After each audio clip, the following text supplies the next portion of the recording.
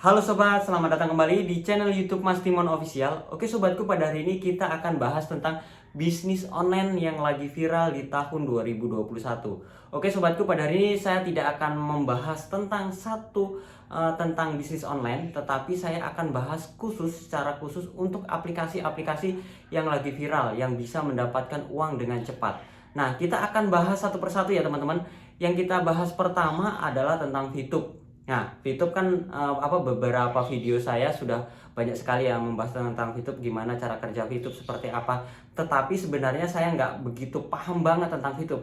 Tapi saya tahu cara kerja VTube dan perputaran keuangannya itu seperti apa. Makanya saya nggak bergabung dan saya tidak merekomendasikan buat teman sobatku sekalian untuk bergabung ke VTube aplikasi. Bahkan sampai saat ini aplikasi ini sudah ditutup oleh Kominfo dan sudah ditutup, bahwasanya kalau dari pihak VTube sendiri itu melakukan maintenance dan di awal bulan Maret itu akan dibuka versi baru dengan versi yang legal. Nah, kalau menurut saya itu hanya alibi, itu hanya supaya menenangkan para membernya, supaya nanti pada saat dibuka lagi di bulan Maret aplikasi yang baru, mereka bisa menjual atau membeli poin lagi ya, membeli VIP lagi. Jadi kalau sudah bisa membeli VIP lagi, otomatis para leader bisa menjual VIP-nya. Jadi leader itu nggak akan beli lagi, dia akan menjual aja seperti itu. Jadi buat teman sobatku sekalian, pastikan kalau nanti di bulan Maret, di awal bulan Maret aplikasinya rilis kembali, teman-teman jual deh semua VIP-nya. Saran saya seperti itu.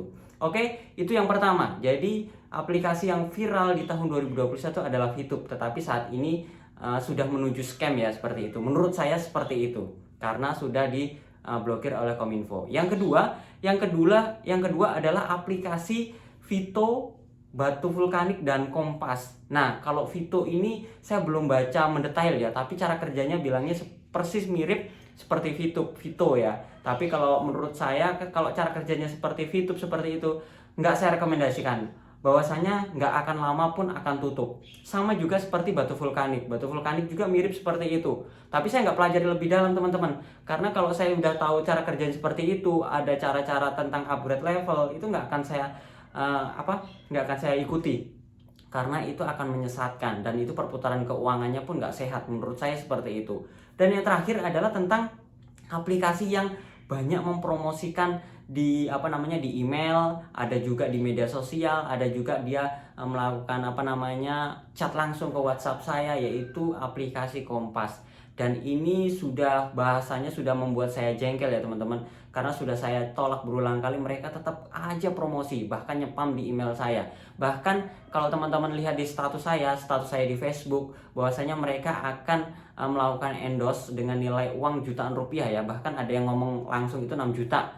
Sampai saya balas bahwasanya dibayar 10 juta pun saya nggak mau. Jadi teman-teman perhatikan, dibayar 10 juta pun saya nggak mau. Jadi bukan berarti saya ngomong itu ngoceh mengambil keuntungan dari viralnya sebuah aplikasi ya. Ada yang bilang seperti itu.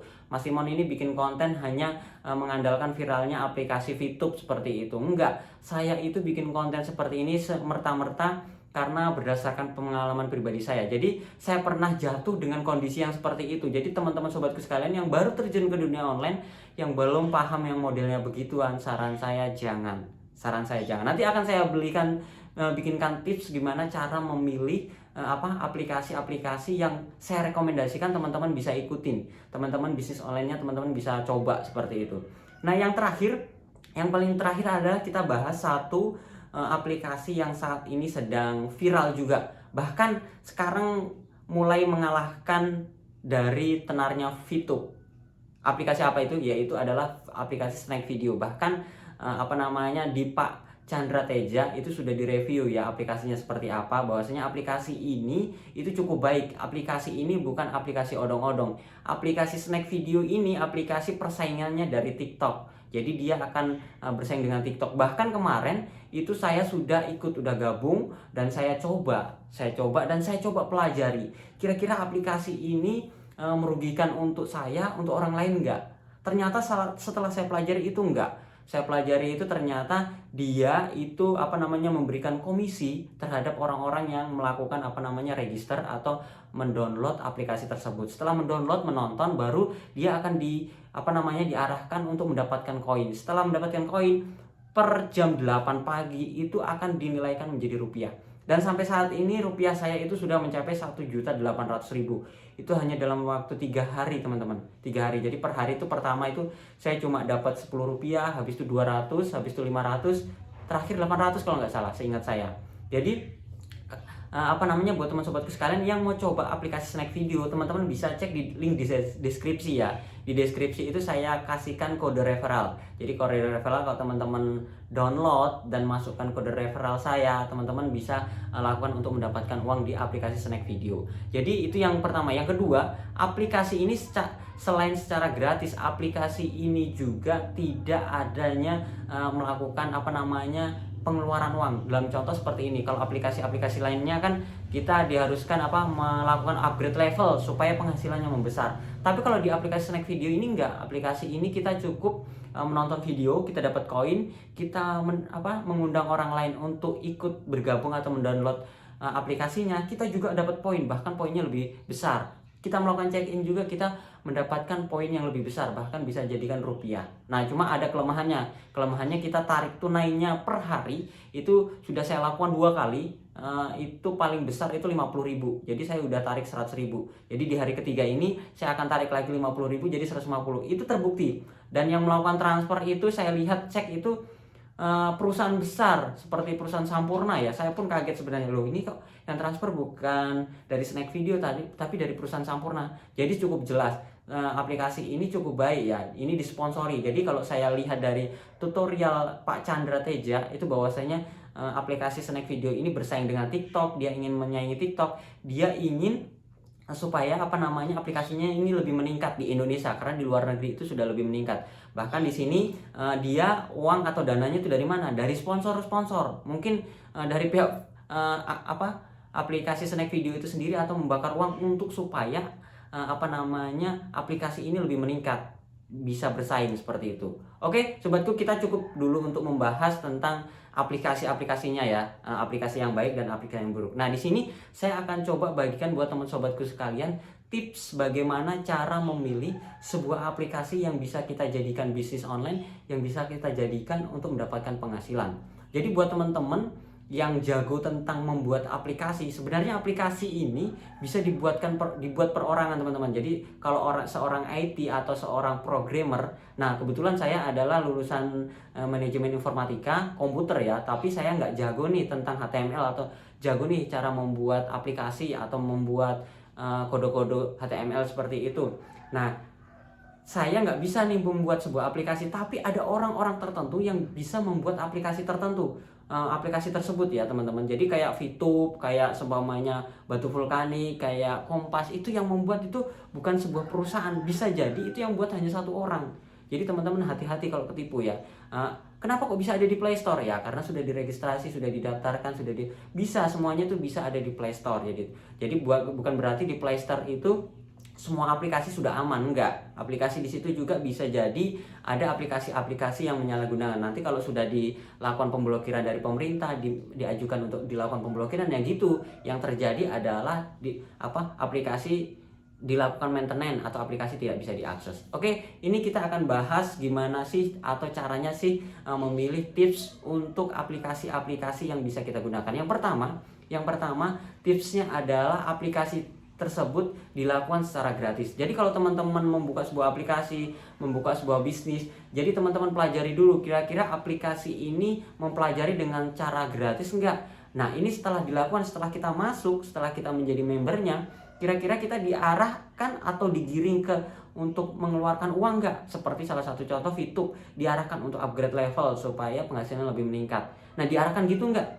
Kalau enggak diarahkan gitu, dia hanya dilakukan secara gratis, teman-teman lakukan aja. Karena kalau secara gratis ini tidak ada proses upgrade level, tidak ada proses ini itu, yang saya pastikan adalah kita tidak akan merugikan siapapun. Yang pertama, tidak akan merugikan kita sendiri karena kita tidak mengeluarkan uang. Mungkin kita hanya butuh waktu dan proses. Kita butuh waktu untuk promosi seperti itu.